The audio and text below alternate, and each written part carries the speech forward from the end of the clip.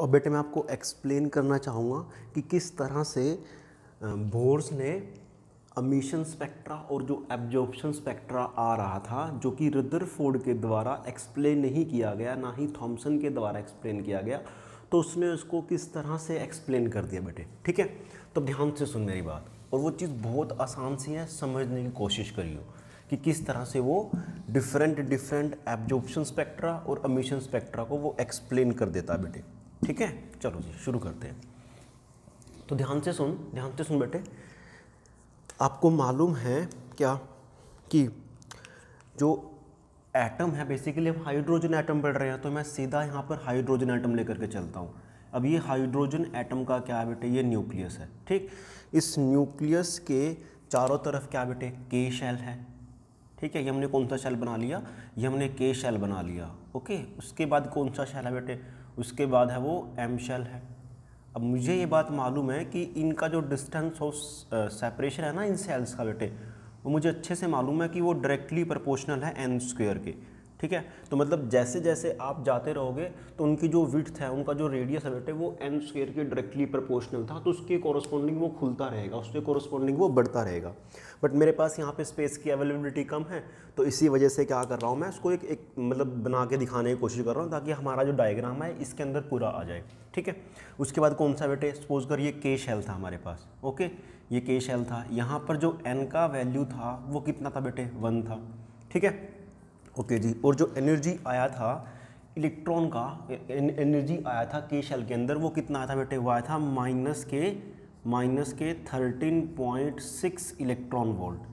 ठीक है, सिमिलरली उसके बाद कौन सा शेल है बेटे, उसके बाद हमारे पास है ये एम शेल है। कौन सा शेल है बेटे, ये एम शेल है। तो एम शेल के अंदर जो एन था हमारे पास, एन इक्वल टू 2 था बेटे। यहाँ पे जो एनर्जी आया था हमारे पास, याद कर कितना आया था, वो आया था माइनस के 3.4 इलेक्ट्रॉन वोल्ट। ठीक है, उसके बाद सॉरी एल आएगा ना, यहाँ पे एम नहीं आएगा, एल आएगा, तो के एल, अब आएगा एम तो हमारे पास। तो उसके बाद कौन सा शेल है बेटे, उसके बाद हमारे पास एम शेल है। कौन सा शेल है, एम शेल है। तो यहाँ मैंने एम शेल बना दिया बेटे, एम, और उसके लिए एन का वैल्यू कितना बेटे, 3 है, और एनर्जी जो है कितना बेटे, ऑब्वियसली कितना बेटे, वो है माइनस के 1.51 इलेक्ट्रॉन वोल्ट। क्लियर है मेरी बात, ठीक है जी। उसके बाद कौन सा शेल आएगा बेटे, के एल एम, उसके बाद कौन सा आएगा, एन आएगा डेफिनेटली। कौन सा शेल आएगा, एन शेल आएगा डेफिनेटली, ऑब्वियसली इसमें कोई शक वाली बात नहीं है। तो वहाँ पर एन के लिए कितना है बेटे, एन की वैल्यू कितनी है, 4 है, और इलेक्ट्रॉन का जो एनर्जी है वो कितना बेटे, माइनस के 0.85 इलेक्ट्रॉन वोल्ट है।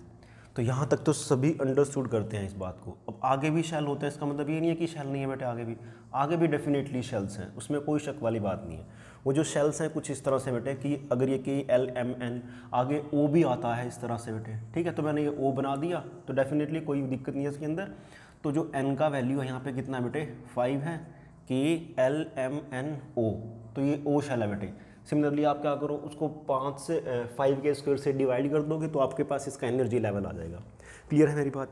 अब ध्यान से सुन, मैंने जो तेरे को एमिशन स्पेक्ट्रा और जब एब्जॉर्प्शन स्पेक्ट्रा समझाया था, तो ध्यान से सुन, मैंने आपको ये बोला था कि आप क्या करो बेटे, कि एक गैस को ले लो, इसके अंदर एक गैस कंटेनर ले लो, उसके अंदर आप गैस फिल्ड कर लो, और उस गैस के जब आप उसके अंदर गैस फिल्ड कर लोगे, तो ध्यान से देख, आपने यहाँ पर ना डिफरेंट वेवलेंथ की रेडिएशन एमिट करी थी इसके ऊपर। ओके, डिफरेंट रेडिएशन की वेवलेंथ एमिट करी थी। ठीक, और मैंने ये पाया था क्या, कि कुछ रेडिएशन इसमें से गायब हो गई थी और बाकी इसके अंदर से सीधी पास कर गई थी, जो कि हमने किसके ऊपर ऑब्जर्व करा था बेटे, याद कर, डिटेक्टर के ऊपर। और वो जो डिटेक्टर होता था हमारा, वो कौन सा था बेटे, ZNS स्क्रीन था हमारा। क्या था वो, ZNS स्क्रीन था। क्लियर है मेरी बात। अब मेरी बात ध्यान से सुनियो कि वो किस तरह से इस चीज़ को एक्सप्लेन करने वाला है। ठीक है, अब बेसिकली बेटे जो आप ये रेडिएशन छोड़ रहे हो, ये बेसिकली क्या है, डिफरेंट वेवलेंथ की है। ठीक है, अब रेडिएशन मतलब कि जो रेडिएशन का एनर्जी होता है, आप सभी को मालूम है कितना होता है बेटे, E बराबर एच न्यू। और ये मैंने आपको उस दिन भी लिखवाया था, लास्ट एक लेक्चर में लिखवाया था एच न्यू, और ये होता है बेटे HC/λ। और अगर मैं इन सब की वैल्यू पुट कर देता हूँ तो मेरे पास आंसर आता है 12400 डिवाइड बाय में लैम्डा इन एंगस्ट्रॉन लेना होता है। और ये जो रिजल्ट आता है ना, ये किसके बराबर आता है बेटे, इलेक्ट्रॉन वोल्ट के बराबर आता है। ठीक है। तो मैंने एब्जॉर्प्शन स्पेक्ट्रा में ये ऑब्जर्व किया था, क्या ऑब्जर्व किया था कि इन वेवलेंथ में से ना, इन रेडिएशन की डिफरेंट वेवलेंथ में से कुछ वेवलेंथ मिस हो गई थी और बाकी सीधी स्ट्रेट पास करके कहाँ पे चली गई थी बेटे, वो डिटेक्टर के पास चली गई थी और उन्होंने ZNS स्क्रीन के ऊपर अपनी वेवलेंथ के कॉरस्पॉन्डिंग एक लाइन बना दी थी। अब सोच के देख बेटे कि इस कंटेनर के अंदर मान लो यहाँ पे हमने हाइड्रोजन गैस ले रखा बेटे, कौन सा गैस है यहाँ पे, हाइड्रोजन गैस है। अब ये तो है नहीं है कि भाई खाली और खाली इसके अंदर एक ही मॉलिक्यूल है हाइड्रोजन का, एक ही एटम है हाइड्रोजन का। एक्चुअल में तो इसके अंदर बहुत सारे एटम्स है बेटे, क्या है, बहुत सारे एटम्स हैं। अब ध्यान से सुन, हुआ क्या कि हमारा जो इलेक्ट्रॉन था ना, सभी के अंदर कौन से वाले शेल के अंदर घूम रहा था बेटे, n=1 यानी कि K शेल, यानी कि वो अपनी ग्राउंड स्टेट के अंदर घूम रहा था। ठीक है, मेरी बात समझ में आई? चलिए जी, बहुत बढ़िया। अब ध्यान से सुन बेटे कि अगर मैं एनर्जी डिफरेंस लेता हूँ बेटे कितना, n=2 और n=1 का, यानी कि this energy minus this energy level करूँगा तो मेरे पास कितना आंसर आया बेटे, वो आएगा 10.2 इलेक्ट्रॉन वोल्ट। आएगा नहीं आएगा? ऑब्वियसली बात है बेटे, आएगा। तो जैसे ही 10.2 इलेक्ट्रॉन वोल्ट आएगा, एनर्जी गैप क्या आएगा बेटे, एनर्जी गैप। तो जैसे ही एनर्जी गैप 10.2 इलेक्ट्रॉन वोल्ट आएगा तो उसके कॉरस्पॉन्डिंग इन रेडिएशन में उसकी एक वेवलेंथ होगी, ऑब्वियसली बात है बेटे, होगी। तो उस वेवलेंथ के कॉरस्पॉन्डिंग बेटे क्या होगा, उस वेवलेंथ के कॉरस्पॉन्डिंग क्या होगा बेटे कि एक वेवलेंथ उसमें ऐसी होगी, एक वेवलेंथ उसमें ऐसी होगी जिसके कोरस्पॉन्डिंग जो एनर्जी होगी ना बेटे रेडिएशन की, वो कितनी बनेगी, 10.2 इलेक्ट्रॉन वोल्ट। तो जैसे ही इसको 10.2 इलेक्ट्रॉन वोल्ट इसको मिलेगी तो इसमें जो इलेक्ट्रॉन घूम रहा है K शेल के अंदर, वो सीधा कहाँ पर भाग जाएगा बेटे, वो भाग जाएगा आपका कहाँ पर, n=2 में, मतलब वो यहाँ से यहाँ भाग जाएगा। समझ में आई मेरी बात? तो मतलब उसने ये जो एनर्जी थी ना, ये एब्जॉर्ब कर ली बेसिकली। कितनी सारी बेटे, ये वाली जो 10.2 इलेक्ट्रॉन वोल्ट है ना, उतनी एनर्जी एब्जॉर्ब कर ली। उस एनर्जी एब्जॉर्प्शन के कॉरस्पॉन्डिंग एक वेवलेंथ थी, वो वेवलेंथ क्या कर गई बेटे, वो मिस आउट कर गई, वहाँ से क्या कर गई, वो मिस आउट कर गई। सिमिलरली सपोज कर बेटे क्या कि कोई रेडिएशन है, कोई वेवलेंथ है। अब कोई वेवलेंथ है, वेवलेंथ मतलब रेडिएशन, रेडिएशन मतलब एनर्जी। सपोज कर कि किसी रेडिएशन का जो एनर्जी है ना बेटे, वो कितना है, 12.05 इलेक्ट्रॉन वोल्ट है। कितना है, 12.05 इलेक्ट्रॉन वोल्ट है। अब 12.05 इलेक्ट्रॉन वोल्ट का मतलब ये है कि n=1 और n=3 का ये एनर्जी डिफरेंस है। क्या बेटा, ये एनर्जी डिफरेंस है। ठीक है, अगर ये एनर्जी डिफरेंस है तो ध्यान से सुन, जैसे ही हाइड्रोजन के पास तो क्या बेटा, इसके अंदर तो क्या बहुत सारे लार्ज नंबर ऑफ एटम्स हैं।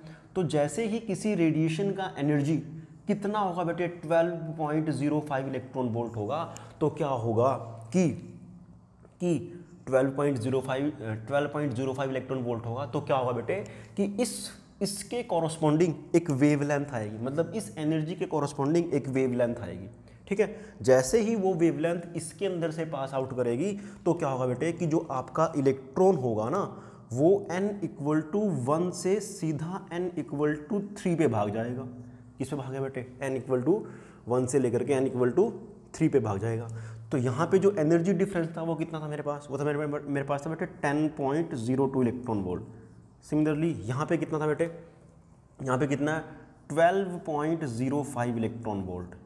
ओके, सिमिलरली अब आगे क्या होगा बेटे, सपोज कर बेटे फिर से वही कहानी है क्या कि आपने डिफरेंट वेवलेंथ की रेडिएशन इसके ऊपर डाल रहे थे। ठीक है, डाल रहे थे, ऑब्वियस बात है बेटे।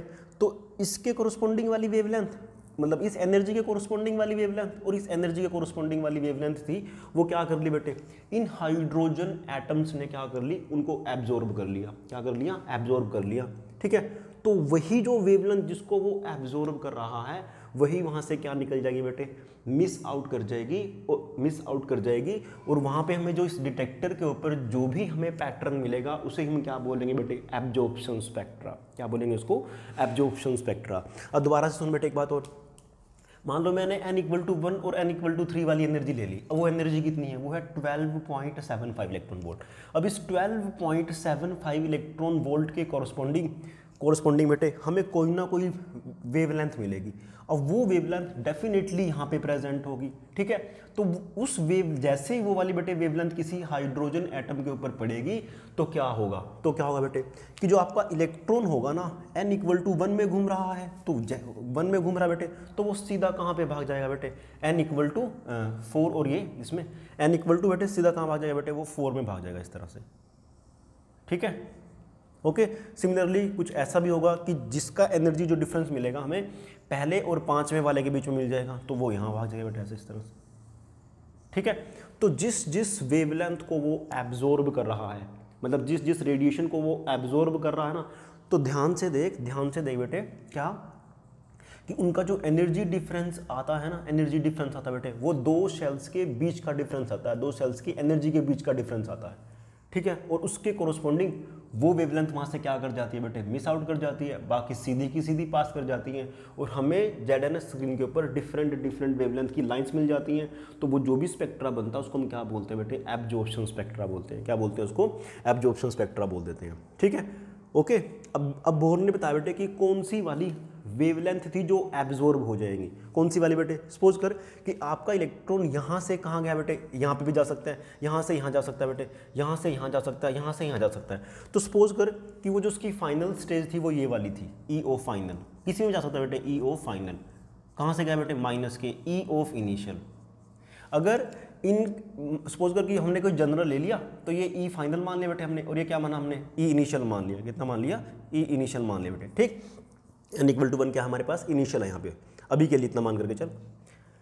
तो अगर इनकी एनर्जी का जो डिफरेंस है, मतलब इसकी एनर्जी का डिफरेंस और इसकी एनर्जी का डिफरेंस किसके बराबर आ जाए बेटे, वो आ जाए इस वाले टर्म के बराबर, किसके बराबर आ जाए बेटे, इस वाले टर्म के बराबर आ जाए। तो जैसे ही वो इस वाले टर्म के बराबर आएगा तो वो वाली जो वेवलेंथ होगी वो अपने आप ही क्या कर जाएगी बेटे, मिस आउट कर जाएगी, लैम्डा इन एंगस्ट्रॉन। और यहाँ पे कितना बेटे, इलेक्ट्रॉन वोल्ट, ठीक है। तो इसको देख, E फाइनल कितना बनना चाहिए तेरा, ये बनना चाहिए बेटे -13.6 ओवर n ऑफ फाइनल का whole square, minus E initial कितना बेटे, -13.6 डिवाइड बाय में n ऑफ इनिशियल का whole square equal to 12400 divide by में लैम्डा इन एंगस्ट्रॉन, यहाँ पे कितना बेटे, इलेक्ट्रॉन वोल्ट आएगा, ठीक है। तो इसको आप सोल्व आउट कर दीजिए फर्दर। जब आप इस पूरे को सोल्व आउट करोगे तो ध्यान से देख बेटे, ध्यान से देख क्या होगा क्या होने वाला है यहाँ पे। तो जब आप इसको पूरे को सोल्व आउट करोगे ना तो आपके पास ये लैम्डा आ जाएगा 1/λ, मतलब एंगस्ट्रॉन को निकाल करके, इलेक्ट्रॉन वोल्ट को निकाल करके, तो आपके पास ना एक कांस्टेंट आएगा, वो बेसिकली क्या बन जाएगी बेटे, ये टर्म बन जाएगी R × 1/n ऑफ इनिशियल का whole square minus 1/n of final का होल स्क्वायर। क्लियर है मेरी बात, ठीक है। अब R क्या बेटे, R एक कांस्टेंट है जिसका नाम हमने क्या दे रखा है, रेडबर्ग कांस्टेंट। R क्या बेटे, एक कांस्टेंट है, मैं उसको यहाँ लिख देता हूँ, R क्या बेटे, एक रेडबर्ग कांस्टेंट है, रेडबर्ग कांस्टेंट, ठीक है। और इसका वैल्यू होता है 1.01 × 10⁻7 पर मीटर। अब यहाँ पे जो ये वेवलेंथ आती है ऑब्वियसली बेटे किस में आती है, ये मीटर के अंदर आती है। हमने सारी वैल्यू पुट करी, इलेक्ट्रॉन वोल्ट की, एंगस्ट्रॉन की, सब वैल्यू जब हमने पुट करी तो हमारे पास जो वेवलेंथ मिस आउट करेगी ना, वो ये वाली वेवलेंथ मिस आउट करेगी, और हम इससे इस वाले फॉर्मूला से उसको आसानी से निकाल लेंगे बेटे, ठीक है। क्लियर है मेरी बात। तो ये वाला जो फॉर्मूला दिया था वो किसने दिया था बेटे, ऑब्वियसली बेटे बोर ने दिया था, क्योंकि बोर ने हमें बताया कि ये वाली वेवलेंथ क्या करेगी बेटे, मिस आउट करेगी। सपोज कर बेटे कि आपका जो इलेक्ट्रॉन है वो यहाँ से कहाँ कूदा बेटे, यहाँ पे कूद गया, तो यहाँ पे Ni कितना बेटे, Ni कितना बनेगा, वो बनेगा 1 का स्क्वायर माइनस n फाइनल कितना बने बेटे, n फाइनल आपका 3, तो यहाँ पे -3 का स्क्वायर। आप R की वैल्यू पुट कीजिए और लैम्डा की वैल्यू वहाँ से निकाल लीजिए, तो उसके कोरोस्पोंडिंग वाली जो वेवलेंथ होगी वो क्या कर ले बेटे, इन हाइड्रोजन एटम में से कोई भी एटम एब्जॉर्ब कर लेगा, उसको पास नहीं होने देगा। अब जो पास नहीं होगी तो जो ZNS स्क्रीन पे जो एब्जॉर्ब नहीं हुई, हमें वही वाली वेवलेंथ क्या मिल जाएगी बेटे, वही वाली वेवलेंथ की लाइंस मिल जाएंगी, और इसको हम क्या बोलते थे बेटे, एब्जॉर्प्शन स्पेक्ट्रा बोल देते हैं। अब बेसिकली इसका जो मेन यूज़ है ना, अब ये किस काम आया बेटे हमारे लिए, ये हमारे पास अगर हम हाइड्रोजन की जगह ना कोई और गैस ले लेते या फिर हाइड्रोजन लाइक एटम ले लेते तो हमें क्या मिल जाता बेटे, उसके कॉरस्पॉन्डिंग हमें क्या मिल जाते हैं, उनके एनर्जी लेवल मिल जाते हैं। क्या मिल जाते हैं? एनर्जी लेवल मिल जाते हैं। बेसिकली ये जो एब्जॉर्प्शन स्पेक्ट्रा होता है ना बेटे, ये बेसिकली किसी भी एटम के शेल्स को डिफाइन करने का एक वे है। मतलब उसके जो शेल्स हैं वो कहाँ कहाँ कितनी कितनी दूरी पर हैं, कितने शेल्स हैं बेटे, तो उन चीज़ों को ये आसानी से हम इस चीज़ से डिफाइन भी कर सकते हैं। क्लियर है मेरी बात? चलिए जी, अब आगे बढ़ते हैं इसके साथ साथ। अब हम बेटे तो इस तरह से क्या है कि वो वाली वेवलेंथ मिस आउट कर जाएंगी जिनका जो एनर्जी डिफरेंस होगा ना वो इसके बराबर होगा बेटे। मतलब इस वाले फॉर्मूले को सेटिस्फाई करेंगी, वो वेवलेंथ मिस आउट, और हमें जो स्पेक्ट्रा मिलेगा वो क्या मिल जाए बेटे, एब्जॉर्प्शन स्पेक्ट्रा। अब ध्यान से सुन बेटे कि हमने रेडिएशन डाल दी इसके ऊपर, बिल्कुल डाल दी। उससे क्या हुआ कि जो हाइड्रोजन एटम थे ना, n=1, कोई n=1 से उसका इलेक्ट्रॉन 2 में भाग गया, किसी का 3 में भाग गया, किसी का 4 में भाग गया, किसी का 5 में भाग गया। ध्यान से सुन बेटे कि ये जो पहले वाली स्टेट होती है ना, ये जो पहले वाली n=1 है, इसको हम क्या बोलते हैं? इसको बोलते हैं बेटे ग्राउंड स्टेट। क्या बोलते हैं इसको? Ground state. ठीक है, ओके। n=2 है ना, इसको हम बोलते हैं क्या बेटे? First excited state. क्या बोलते हैं इसको? First excited state. इसको क्या बोलते हैं बेटे? इसको बोलते हैं सेकंड एक्साइटेड स्टेट। n=3 को क्या बोलते हैं बेटे? Second excited state. इसको क्या बोलते हैं बेटे? n=4 को third excited state. Third excited state मैं लिख देता हूँ यहाँ पे, एक्साइटेड स्टेट।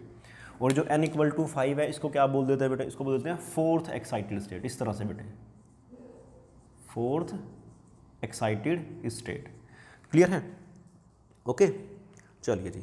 अब मैं आपको एक्सप्लेन करूँगा कि किस तरह से उसने फिर एमिशन स्पेक्ट्रा को एक्सप्लेन किया। याद कर, एमिशन स्पेक्ट्रा के अंदर मैंने क्या बताया था बेटे कि आप इन रेडिएशन को क्या कर दो, यहाँ से रिमूव कर दो और एक नया डिटेक्टर लगा दो। ठीक है, नया डिटेक्टर लगा दोगे तो जैसे ही आप नया डिटेक्टर लगाओगे तो ध्यान से सुन, इसके अंदर से क्या निकलेंगे बेटे? रेडिएशन। और हर रेडिएशन के कॉरस्पॉन्डिंग आपके पास एक वेवलेंथ होगा।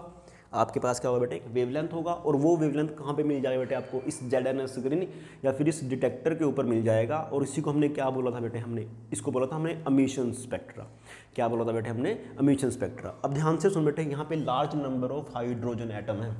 ठीक है, ऑब्वियस मतलब बेटे कि है, वो सारे के सारे क्या हो रहे हैं? एक्साइट हो रहे हैं। एक्साइट मतलब किसी का जो इलेक्ट्रॉन है वो फर्स्ट एक्साइटेड स्टेट में पड़ा है, किसी का सेकंड एक्साइटेड स्टेट में पड़ा है, किसी का थर्ड एक्साइटेड स्टेट में, किसी का फोर्थ एक्साइटेड स्टेट में, तो किसी का फिफ्थ एक्साइटेड स्टेट में। इस तरह से पड़े हुए बेटे वो। ठीक है, अब मैं क्या करता हूँ बेटे, इन रेडिएशन जो हमने फॉल कर रखी है उसको मैंने हटा दिया। यहाँ से हटा दिया तो इसको यहाँ से रिमूव कर दो।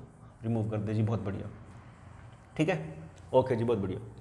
और इस जो हमने पहले वाला डिटेक्टर था ना, उसको वापस से एक नए डिटेक्टर से रिप्लेस कर दिया। कौन सा बेटे? ZNS। अब मैं देखता हूँ कि इस हाइड्रोजन एटम में से क्या निकल रहा है बेटे? रेडिएशन निकल रहा है। अब हर रेडिएशन के कॉरस्पॉन्डिंग क्या बेटे? एक वेवलेंथ है। वो वेवलेंथ हमें कहाँ मिलेगी बेटे? इस ZNS स्क्रीन पर मिल जाएगी, उससे कॉरस्पॉन्डिंग एक लाइन, और उसको हम क्या बोलेंगे? एमिशन स्पेक्ट्रा बोल देंगे। तो उसने इसको कैसे एक्सप्लेन किया? अब ध्यान से सुन बेटे मेरी बात, क्या है, किस तरह से वो एक्सप्लेन करेगा।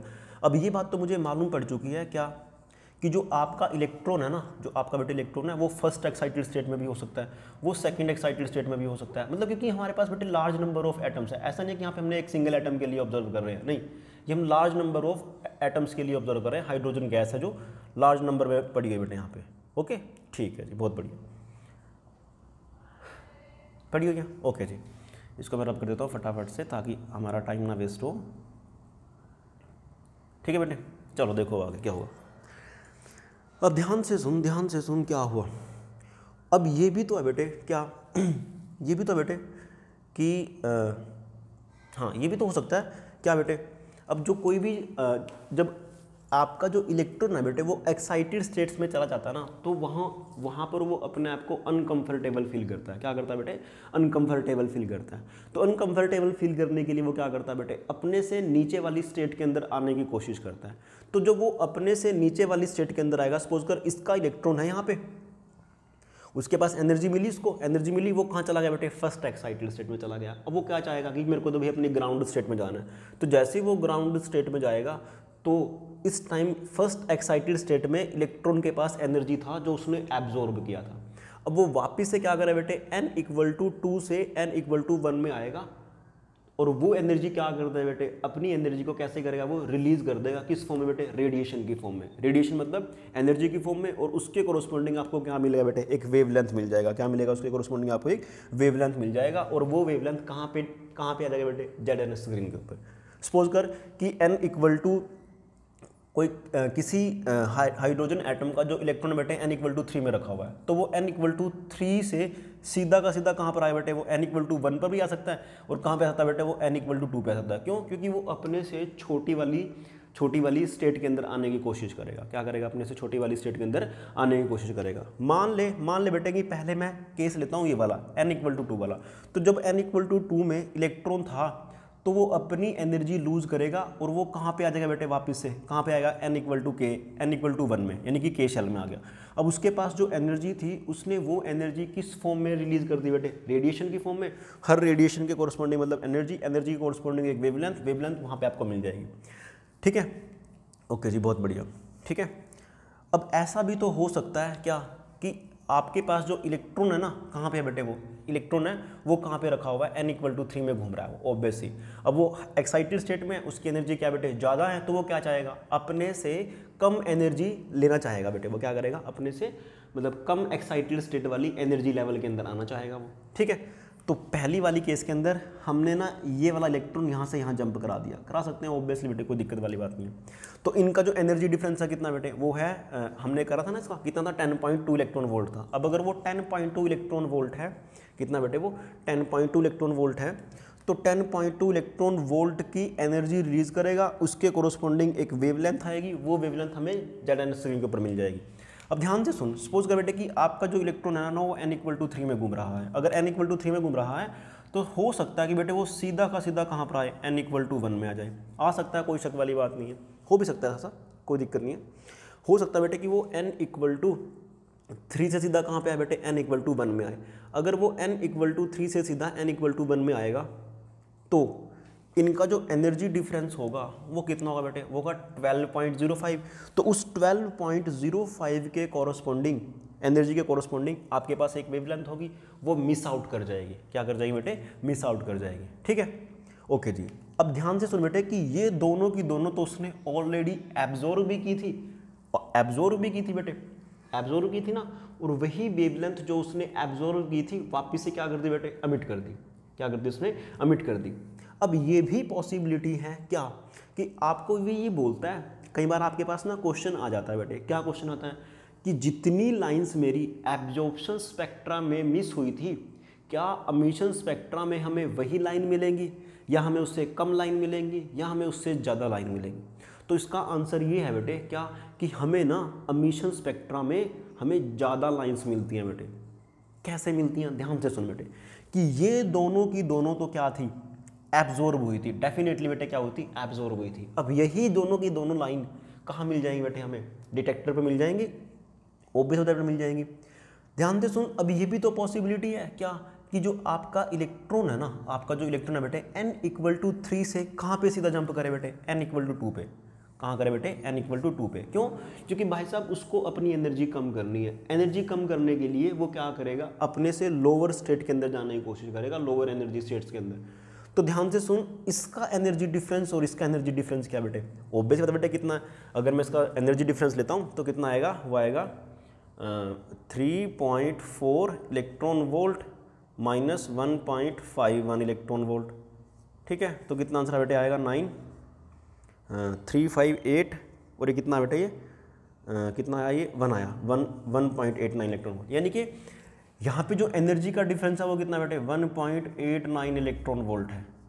तो क्या जब इलेक्ट्रॉन n इक्वल टू 3 से n इक्वल टू 2 पर आएगा, तो उसका एनर्जी डिफरेंस है बेटे ये, तो वो इतनी एनर्जी की रेडिएशन क्या करेगा बेटे, एमिट करेगा, और उसके कोरोस्पोंडिंग हमें क्या मिल जाएगी बेटे, वेवलेंथ एक्स्ट्रा मिल जाएगी। क्या मिलेगी, वेवलेंथ एक्स्ट्रा मिल जाएगी यहाँ पर। ठीक है, तो तभी मैंने बोला क्या कि जितनी लाइंस आपके पास एब्जॉर्प्शन स्पेक्ट्रा में मिलती हैं, तो उससे ज़्यादा हमें कहाँ मिलती है बेटे, एमिशन स्पेक्ट्रा में मिलती है। ध्यान से सुन बेटे कि ये वाली जो रेडिएशन थी और ये वाली जो रेडिएशन थी, इनके कोरस्पोंडिंग जो वेवलेंथ थी वो तो एब्जॉर्ब भी हुई थी, बट ये तो नहीं एब्जॉर्ब हुई ना। क्यों, क्योंकि आपका जो इलेक्ट्रॉन था वो तो इसके अंदर घूम रहा था रियलिटी में। तो वो तो यहाँ से भागा था कहीं कहीं, यहाँ से भागा था बेटे कहीं कहीं। सिमिलरली इस वाला केस भी हो सकता है बेटे कि मान ले कि जो तेरा इलेक्ट्रॉन है वो कहाँ से कहाँ भागा बेटे, n=4 से सीधा 1 पे भी तो जा सकता है, वो ऑब्वियस बेटे जा सकता है वो n=1 पे। तो इनके एनर्जी डिफरेंस कितना है, वो एनर्जी डिफरेंस कितना बेटे, वो आपके पास वो है 12.75 इलेक्ट्रॉन वोल्ट है। तो ऑब्वियसली बेटे कि यहाँ से वो यहाँ पे गया था, तो यहीं से वो वापस सीधा यहीं पर आ गया, आया नहीं आया। इसके इस एनर्जी के कॉरस्पॉन्डिंग क्या बेटे, आपको एक वेवलेंथ मिलेगी, वेवलेंथ मिलेगी जब वो यहाँ से मतलब हायर एक्साइटेड स्टेट से अपनी ग्राउंड स्टेट में आएगा, लोअर एक्साइटेड स्टेट में आएगा, तो उसके कॉरस्पॉन्ड अपनी एनर्जी रिलीज करेगा किस फॉर्म में, रेडिएशन की फॉर्म में। रेडिएशन की कॉरस्पॉन्डिंग एक वेवलेंथ होगी, वहाँ पे मिल जाएगी। अब ऐसा भी तो हो सकता है भाई साहब क्या, कि आपका जो इलेक्ट्रॉन है ना वो n=4 से कहाँ है बेटे, n=2 पर भी आ सकता है वो, ठीक है, और n=3 पर भी आ सकता है। तो ध्यान से सुन, जब वो n=4 से n=2 पर आएगा तो उनका एनर्जी डिफरेंस कितना बनेगा, तो डिफरेंस कितना बनेगा बेटे, ऑब्वियसली कितना बनना चाहिए, वो बनेगा कितना 3.4 माइनस के 0.85, तो कितना आंसर आया बेटे इसका 5, ऑब्वियसली 5 आ गया, ठीक है। 3 8 13 में 60 गए 5, तो है, तो कितना आंसर आया बेटे इसका आया 2.55 इलेक्ट्रॉन वोल्ट। क्लियर है मेरी बात। तो ध्यान से सुन बेटे कि जब तेरा इलेक्ट्रॉन n=4 से n=2 पर आएगा तो उनका एनर्जी डिफरेंस कितना बेटे 2.55 इलेक्ट्रॉन वोल्ट। तो मतलब वो इतनी एनर्जी रिलीज करेगा, इतनी एनर्जी के कॉरस्पॉन्डिंग आपके पास एक वेवलेंथ होगा, वो भी कहाँ मिल जाए बेटे, आपको डिटेक्टर पे मिल जाएगा। समझ पाए नहीं समझ पाए। सिमिलरली बेटे इसके कॉरस्पॉन्डिंग आ जा, इस वाले के कॉरस्पॉन्डिंग आ जा, ठीक है, इसके कॉरस्पॉन्डिंग आ जा। तो जब इससे कॉरस्पॉन्डिंग आओगे तो मतलब जब n=4 से वो सीधा कहाँ पर आएगा बेटे, n=1 पर आए, n=3 पर आएगा, मतलब ये वाला डिफरेंस कितना बनेगा, सोच के देख, ये बनेगा बेटे आपके पास 0.64 इलेक्ट्रॉन वोल्ट। ओके, आप इसमें से ना इसका एनर्जी लेवल घटा दो, बस एनर्जी डिफरेंस घटा दो तो आया। तो ध्यान से सुनो बेटे कि इसके कॉरस्पॉन्डिंग वो मतलब जब इससे यहाँ पर आएगा तो इतनी एनर्जी की रेडिएशन एमिट करेगा, वो रेडिएशन तेरे को कहाँ मिलेंगे बेटे, ZNS स्क्रीन पे मिलेंगी। उस रेडिएशन की कॉरस्पॉन्डिंग तेरे पास एक वेवलेंथ होगी और वो वेवलेंथ तेरे को ZNS स्क्रीन के ऊपर मिल जाएगी। क्लियर है मेरी बात, ठीक है। ध्यान से सुन बेटे कि अब की बार जो ये वाली बना ना, ये वाली रेडिएशन थी, जब वो n=4 से n=1 पर आया तो ये वाली जो लाइन थी ना, ये तो बेटे बेसिकली हमारे पास क्या थी, ये तो हमारे एब्जॉर्प्शन में से मिसिंग थी और यही हमें वापस मिल गई। क्लियर है। बट साथ साथ उसके ये 2 लाइंस भी मिल रही हैं, ये वाली इनके कोरस्पॉन्डिंग भी 2 लाइंस मिल रही हैं बेटे, ठीक है। बट ये एब्जॉर्ब तो नहीं हुई थी, 2.55 इलेक्ट्रॉन वोल्ट तो एब्जॉर्ब तो हुई नहीं थी, ना ही ये वाली एब्जॉर्ब हुई थी। अगर ये एब्जॉर्ब भी नहीं हुई बट मिल तो रही है ना, तो इसी वजह से मैं आपको बार बार बोल रहा हूँ क्या, कि जितनी लाइन मेरी एब्जॉर्प्शन स्पेक्ट्रा में मिस थी ना, उससे ज़्यादा लाइंस हमें कहाँ मिलने वाली हैं, एमिशन स्पेक्ट्रा के अंदर मिलने वाली है। कहाँ मिलने वाली है बेटे, एमिशन स्पेक्ट्रा के अंदर। अब ध्यान से सुन दोबारा से क्या जब वो यहाँ से यहाँ पे जंप मारेगा या यहाँ से यहाँ जंप मारेगा या यहाँ से यहाँ जंप मारेगा तो वो रेडिएशन एमिट करेगा। रेडिएशन एमिट करने मतलब क्या है कि हर बार क्या होने वाला है, हर बार क्या होने वाला बेटे, रेडिएशन एमिट करेगा बेटे। तो जब वो रेडिएशन एमिट करेगा तो उसके कोरस्पॉन्डिंग एक वेवलेंथ होगी, वो वेवलेंथ बेटे हम इस वाले फॉर्मूला से आसानी से निकाल सकते हैं, ठीक है। यहाँ पे मैं Ni कौन सा ले रहा हूँ बेटे, Ni कौन सा ले रहा हूँ, यहाँ पे आप मान के चलो कि मेरे पास ये लोअर एक्साइटेड स्टेट है। कौन सी है बेटे, लोअर एक्साइटेड स्टेट है। मान ले कि जो तेरा इलेक्ट्रॉन है ना बेटे, वो n=4 से कहाँ जंप मार गया, n=3 पे मार गया। तो n=3 पता तेरा क्या बने बेटे, n=3 तेरा बनेगा Ni, ठीक है। और n=4 n जो n फाइनल बनेगा कितना बने बेटे, n4 बन जाएगा, ठीक है। आप वैल्यू यहाँ पुट करो, रेडबर्ग कांस्टेंट की वैल्यू पुट करो, उससे कोरस्पॉन्डिंग आपके पास क्या आ जाएगी बेटे, लैम्डा आ जाएगी। और आप उसको आसानी से निकाल लोगे कितनी वेवलेंथ की रेडिएशन उसने एमिट करी है, बेसिकली एमिशन स्पेक्ट्रा भी, ठीक है। क्लियर है मेरी बात। सिमिलरली मान के चल कि मेरा जो इलेक्ट्रॉन है वो n=5 से कहाँ पे जंप मार गया बेटे, कहाँ पे मार गया, वो n=2 पे मार गया। तो जो लोअर एक्साइटेड स्टेट होगी ना, उसको आप Ni मान लो बस। Ni कितनी है बेटे, Ni कितनी देरी बनेगी 2, और जो N ऑफ फाइनल बनेगी कितनी बने बेटे तेरी 5 बनेगी, NF कितनी बनेगी 5 बनेगी। तो इस तरह से आपको करके चलना है, वो समझने की बात करना है, ठीक है। तो मतलब जो हमारे पास अब मुझे इस पूरी क्लियर डिस्कशन से ये मालूम पड़ गया कि जो एमिशन स्पेक्ट्रा आ रहा था या फिर जो एब्जॉर्प्शन स्पेक्ट्रा आ रहा था, बोर ने इसको बहुत ही आसानी से उसको एक्सप्लेन कर दिया। समझ में आई, ठीक है।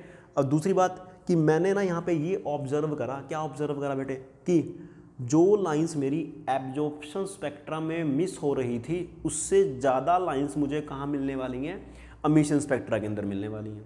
समझ में आया? तीसरी बात बेटे कि मैं किसी भी वेवलेंथ मतलब किसी भी रेडिएशन की जो वो एमिट करेगा ना, जो तेरा इलेक्ट्रॉन जब हायर स्टेट से लोअर स्टेट में आएगा तो वो एनर्जी अपनी एनर्जी लूज करेगा। किस फॉर्म में बेटे? रेडिएशन की फॉर्म में। उस रेडिएशन की जो वेवलेंथ होगी मैं इस वाले फॉर्मूले से उसको आसानी से कैलकुलेट कर सकता हूँ। आपको ध्यान ये रखना है क्या कि Ni आपको उसे मानना है, किसको बेटे? बेसिकली Ni उसको मानोगे जिसका लोअर एक्साइटेड स्टेट होगा, मतलब लोअर एक्साइटेड स्टेट वाले को आप क्या मान लोगे यहाँ पे? Ni मान लोगे।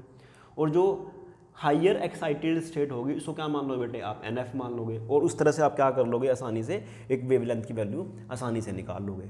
आई मेरी बात समझ में बेटे? ठीक है, चलिए जी। तो फिर उसके बाद क्या हुआ बेटे कि डिफरेंट साइंटिस्ट ने ना इस चीज़ों को ऑब्जर्व किया जो बोर के अंडर काम कर रहे थे। ठीक है, तो उनमें कौन कौन से साइंटिस्ट थे? उनमें आपने नाम सुने होंगे, Lyman, Balmer, Paschen, Brackett, Pfund, ये सारे के सारे ना बोर के अंडर काम कर रहे थे बेटे। ठीक है, तो इन्होंने भी क्या करा, इस कॉन्फ़िगरेशन के ऊपर क्या करा बेटे? वर्कआउट करा। और उन्होंने ना डिफरेंट सीरीज दी। बेसिकली जो एमिशन स्पेक्ट्रा आ रहा है उन्होंने उसको अच्छे से एक्सप्लेन किया, अच्छे से स्टडी किया। अब ये जो हम पढ़ेंगे वो हम नेक्स्ट चैप्टर में पढ़ेंगे बेटे। कौन कौन सी सीरीज होगी? Lyman series, Balmer series, Paschen, Brackett, Pfund, वो कैसे बनी वो नेक्स्ट चैप्टर की बात है। आज के लिए इतना बेटे, थैंक यू।